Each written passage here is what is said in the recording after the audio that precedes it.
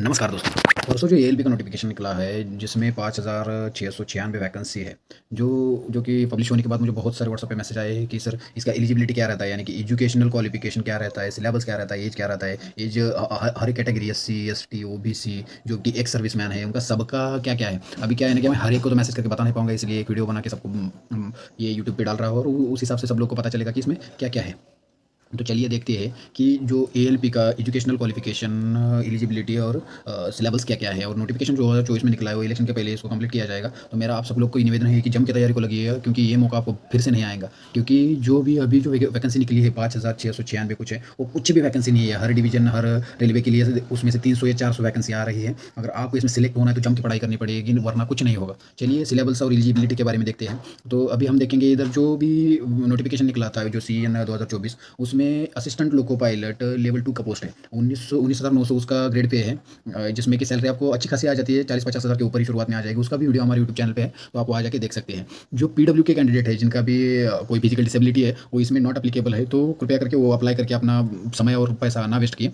आगे देखते हैं कि इसमें एजुकेशनल क्वालिफिकेशन क्या है। मिनिमम एजुकेशनल क्वालिफिकेशन जो इधर दिया गया हुआ है, जो कि रेलवे में इधर मैट्रिकुलेशन यानी कि 10th मिनिमम एजुकेशन क्वालिफिकेशन है। उसके साथ में SSC LC ITI वाले जो है इसमें अप्लाई कर सकते हैं। ITI जिनका NCVT और SCVT जो ट्रेड्स में हुआ है, जो कि अभी देखिए इसमें ITI में कौन से ट्रेड वाला अप्लाई कर सकता है, ये इधर आप देख सकते हैं। जो भी ट्रेड्स इधर दिए गए हैं वो है, इधर आप देख सकते हैं कि इधर सब ITI के ट्रेड्स दिए गए हैं कि किस किस ट्रेड में आप अप्लाई कर सकते हैं। ये पहला ट्रेड इधर पीटर का है। पीटर के बाद electrician, instrument mechanic, mill writing, maintenance mechanic, mechanical radio TV, mechanic in radio TV, electronics, mechanic in motor vehicle, wireman, tractor and mechanic in armature coil winder, mechanic in diesel, heat engine, Turner, machinist and refrigeration and air condition. जो भी इधर दिए गए सभी mechanic ITI के trade है, वो सब लोग इस एडवर्टाइजमेंट में ALP के पोस्ट के लिए अप्लाई कर सकते हैं।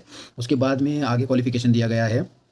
आगे में आप देख सकते हैं कि 10th वाले भी इधर अप्लाई कर सकते हैं। 10th वाले जिन्होंने भी 1 साल का अप्रेंटिस किया है, 1 साल का जिन्होंने अप्रेंटिस किया गया है अंडर अप्रेंटिस एक्ट, उस जो कि ऊपर हमने ITI की ट्रेड देखे, वो ट्रेड में अगर आपने किया हुआ है तो वो सब लोग आप अप्लाई कर सकते हैं 10th के बाद में, अगर 1 साल का अप्रेंटिस किया हुआ है।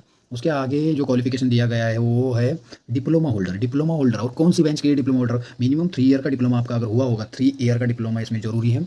और वो भी ब्रांचेस इधर दिए गए हैं, electrical, electronic and automobile engineering and mechanical. ये जो है ये ब्रांच वाले सभी लोग इसमें अप्लाई कर सकते हैं। और अगर आपका 3 ईयर डिप्लोमा भी हुआ है और इंजीनियरिंग हुआ है, कुछ लोगों का 12th के बाद में इंजीनियरिंग यानी BE BTech हुआ होता है, वो लोग भी इसमें अप्लाई कर सकते हैं। अगर आपका BE हुआ है, BE अगर आपका वही ब्रांचेस जो कि इधर डिप्लोमा के लिए दिए गए हैं, या आप देख सकते हैं इधर mechanical, electronics and automobile engineering and electrical, ये सब ब्रांच में अगर आपका BE डिप्लोमा, BE और BTech हुआ है तो आप ALP के लिए एलिजिबल है।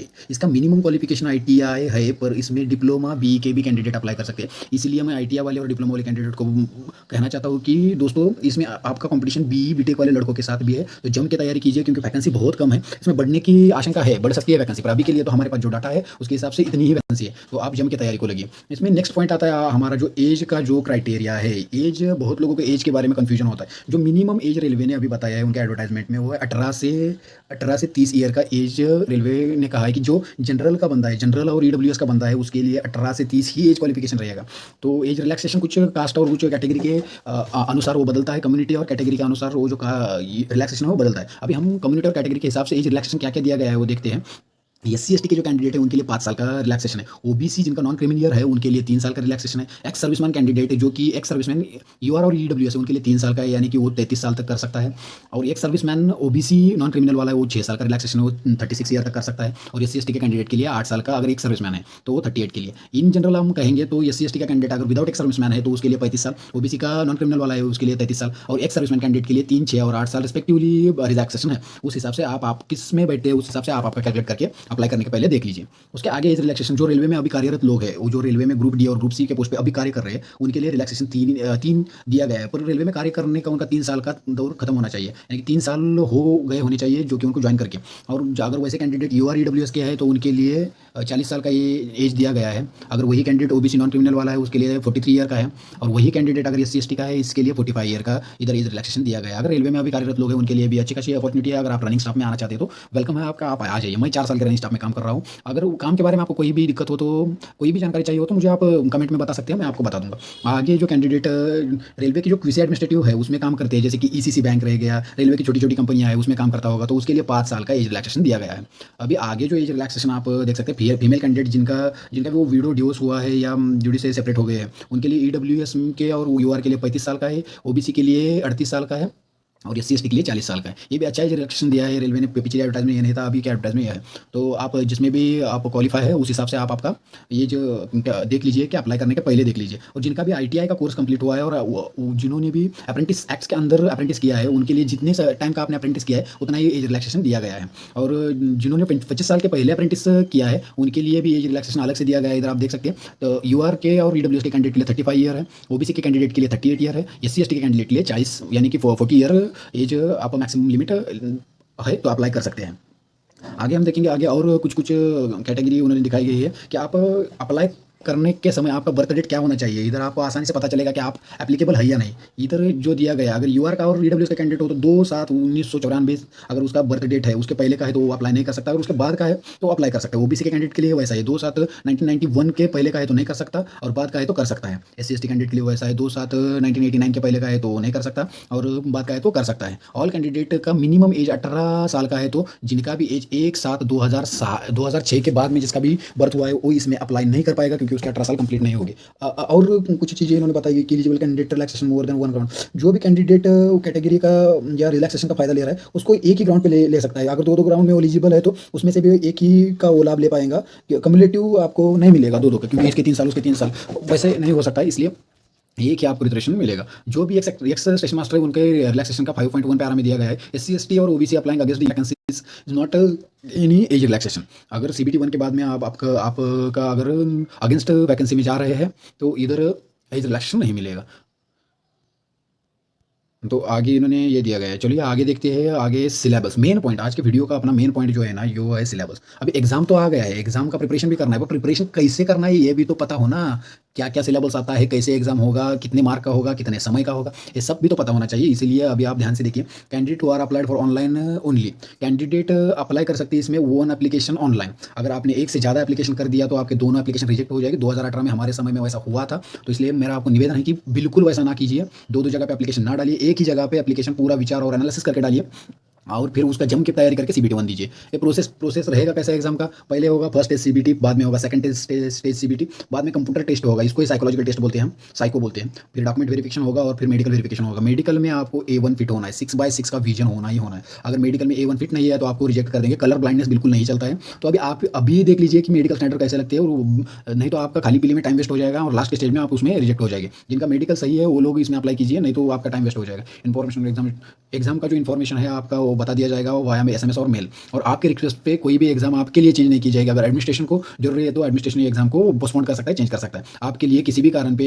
एग्जाम पोस्टपोन या चेंजेस नहीं किए जाएंगे। अभी फर्स्ट स्टेज सीबीटी जो है, फर्स्ट स्टेज सीबीटी जो लिया जाएगा वो क्वालिफाइंग नेचर का रहता है। इसमें आपके फर्स्ट स्टेज सीबीटी के जो मार्क है वो सीबीटी 2 में ऐड नहीं किए जाएंगे। First stage CBT only for qualify student for CBT 2 को स्टूडेंट्स को क्वालिफाई करने के लिए सीबीटी 1 के मार्क का यूज किया जाएगा, उसके अलावा उसका कुछ यूज नहीं है। CBT 1 only screening exam shortlisting eligible candidate for CBT 2 और नॉर्मलाइज मार्क ऑन मेरिट। इसमें नॉर्मलाइजेशन होगा और नॉर्मलाइजेशन के मेरिट के हिसाब से सीबीटी 2 के लिए एलिजिबल होगी। Mark of CBT 1 shall not be the counted while the preparing final merit. ये मैं अभी बता रहा था कि सीबीटी 1 के मार्क फाइनल मेरिट को ऐड नहीं किए जाएंगे। Candidate belongs to OBC SC candidate shortlisted for CBT 2 by availing the age, देखिए एक मिनट, हाँ इधर देख सकते हैं आप, candidate belongs to the Candidates belong to the SC, ST, OBC or CBT2 avail relaxations, age and the continuous trade conditions respectively reform communications communities or all subsequent stages of the subsequent process। इस तरह से जो syllabus है CBT 1 का आगे दिया गया है, ये बेसिक सिलेबस है। आगे हम डिटेल में देखेंगे एग्जाम पैटर्न CBT 1 का क्या रहेगा। CBT 1 का जो एग्जाम पैटर्न है इधर देख सकते हैं कि CBT 1 में पहले 75 क्वेश्चन का एक एग्जाम होगा, उसमें 60 मिनट का टाइम दिया रहेगा, 1 घंटे का, 1 घंटे का टाइम रहेगा, और उसको 1/3 नेगेटिव मार्किंग रहेगा। ईच रॉन्ग क्वेश्चन को नॉर्मलाइज मार्क रहेगा। 75 के एग्जाम में आपके आउट ऑफ 100 नॉर्मलाइज मार्क आएंगे। और उसमें मेरिट लगेगा। मिनिमम आपको मेरिट का भी रिक्वायरमेंट है। अगर मिनिमम ओपन के लिए रहेंगे 40% ओबीसी के रहेंगे, 30% एससी के लिए, 30% एसटी के लिए, 25% क्वालिफाइंग लोगों का एक मेरिट लिस्ट लगेगा और मेरिट लिस्ट के हिसाब से आपको सीबीटी 2 के लिए अप्लाई किया जाएगा। सीबीटी 1 में डिटेल सिलेबस इधर हम देख सकते हैं। इधर डिटेल सिलेबस जो है मैथमेटिक्स जो है ये पार्ट में आपको दिखा जाएगा। मैथमेटिक्स का सिलेबस है। मैथमेटिक्स में कौन कौन से चैप्टर आपको इंपॉर्टेंट है? Number system, BODMAS, decimal, fraction, LCM, HCF, ratio and proportion, percentage, mensurations, time work, time distance, simple and compound interest, profit loss, algebraic, geometry, trigonometry, elementary statistics, square root, age calculations and calendar, clock, fives and systems. ये जो mathematics के है ये सब mathematics के chapter आपको करने पड़ेंगे और इसमें सिलेबस के बाहर कभी कुछ क्वेश्चन नहीं आता। इसलिए मैं आपको निवेदन करता हूँ सिलेबस के हिसाब से पढ़िए, ज़्यादा ना पढ़िए ना कम मत पढ़िए। जो सिलेबस में दिया गया है वो पढ़िए, आपका स्कोर बहुत अच्छा आएगा। उसके बाद में जो आप मेंटल एबिलिटी का जो दिया गया है, इधर मेंटल एबिलिटी यानी कि रीजनिंग, मेंटल एबिलिटी जो है ना वो रीजनिंग का पार्ट आता है। इसमें जो चैप्टर है वो analogy, alphabetical and numerical series, coding, decoding, mathematical operations, relationships, सिनोलॉजिक्स, jumbling, Venn diagram, interpretation, sufficiency, conclusion, decision making, similarity, difference and reasoning classification, direction statement and argument of assumptions. ये सब जो mathematics and mental ability, aptitude and reasoning वाला जो section है इधर आपका अच्छा खासा स्कोर हो सकता है। इधर ही स्कोर मारिए और साइंस का जो बचा हुआ सेक्शन है उधर बचा हुआ स्कोर मारिए तो आपको अच्छा खासा मार्क पड़ेगा। आप सीबीटी 1 क्वालिफाई करके आगे जा सकते हैं। सीबीटी 1 में जो साइंस है, साइंस मैं अभी बोला था, साइंस का पार्ट जो है तो बहुत इंपॉर्टेंट है। आपको ये 2 लाइन में दिखेगा और इसमें बहुत अच्छा स्कोर आता है। सिलेबस के अंडर आपको रहेगा physics, chemistry and life science of 10th standard. 10वीं का जो फिजिक्स है, केमिस्ट्री है और लाइफ साइंस है उसको आप प्रिपेयर कर दीजिए। इसमें सटीक आपके मार्क बैठ सकते हैं और आप सीबीटी 2 के लिए क्वालिफाई हो सकते हैं। आप सीबीटी 2 के लिए क्वालिफाई होना सबसे बहुत अहम मुद्दा है। सीबीटी 2 में भी रहेंगे part A and part B. Part A में जो रहेगा वो आपको फाइनल जो मेरिट है उसमें उसके मार्क काउंट किए जाएगी। पार्ट बी में रहेगा वो क्वालिफाइंग रहता है, वो आपके टेक्निकल ट्रेड के हिसाब से आपको दिया जाएगा और आपको चॉइस करने का उधर पूरा हक रहेगा। आप चॉइस कीजिए और उस हिसाब से आप अप्लाई कीजिए। इधर देख सकते हैं candidate shall be CBT 2 of the RRB community wise as per their normalize mark. The total number of candidate shortlisted for CBT shall be limited of 15। इधर सीबीटी 2 के लिए 15 गुना लड़के सिलेक्ट किए जाएंगे। अभी लगभग 6000 पोस्ट पकड़िए और 6000 पोस्ट है ना, तो हमें इधर 90,000 लड़कों को सीबीटी 2 में चांस मिलेगा। 90,000 लड़कों में से 6000 लड़कों को सिलेक्ट किया जाएगा। अगर आगे जाके अगर ये वैकेंसीज बढ़ जाती है तो अलग बात है, उस वैकेंसी के हिसाब से आपका सिलेक्शन हो जाएगा 1:15 के रेशियो से। However railway reserve rights to increase और डिक्रीज द लिमिट। और इधर देख सकते हैं हाउएवर रेलवे रिवाइज इंक्रीज और decrease as limit above limit और required to ensure the availability of. इधर जो रेलवे है वो ये बदल सकता है, 15 की जगह पे 20 कर सकता है, 15 की जगह पे 10 कर सकता है, पर आपको स्टडी हार्ड करना है, उसके सिवाय आपका होगा नहीं। Final panel of ELP will be required to adjust mark of merit candidate CBT. CBT 2 का मेरिट होने के बाद आपका एप्टीट्यूड टेस्ट यानी कि CBAT, computer based aptitude test के लिए एक मेरिट लिस्ट लगेगा और वो सब लोग सीबीएटी को क्वालिफाई हो जाएंगे। तो मेरा आपको निवेदन है कि आपके पास टाइम बहुत कम बचा है, जम के पढ़ाई कीजिए। जम के पढ़ाई करने के बाद आपका सिलेक्शन नहीं हुआ तो मुझे पूछिए। तो मैं आपको बताना चाहता हूँ कि मैं अमित पाटिल जो कि रेलवे में as senior loco pilot, senior assistant loco pilot काम करता हूँ। आप मेरे रेल वंडर चैनल को सब्सक्राइब कर सकते हैं। उस पर आपको सभी एएलपी की गाइडलाइन मिल जाएगी। एएलपी के एग्जाम के रिलेटेड जो भी अपडेट्स है, जो भी सिलेबस है और बाकी कुछ भी चीज़ें आप जो कमेंट में पूछेंगे वो सब दिया जाएगा। तो धन्यवाद दोस्तों, मैं अभी आपसे अलविदा लेता हूँ और कुछ भी हो तो कमेंट में आप बता सकते हैं। हमारे चैनल को सब्सक्राइब कीजिए। Thank you very much.